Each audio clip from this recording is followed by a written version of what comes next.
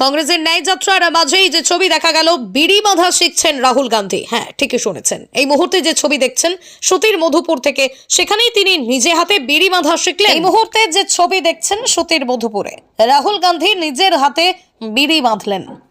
তিনি একজন অনেক বড় মাপের নেতা এবং তার পরিবারের সঙ্গে জড়িয়ে আছে অনেক নানান ঐতিহাসিক প্রেক্ষাপট।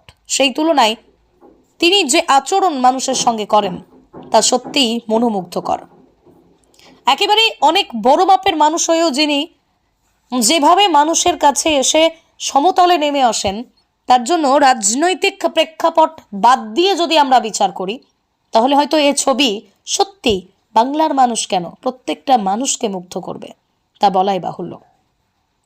হতে পারে ভোট প্রচারের একটা দিক, হতে পারে সামনেই লোকসভা ভোট, তার আগে মানুষের কাছে পৌঁছে যাওয়ার একটা প্রয়াস। তবুও কি এ ছবি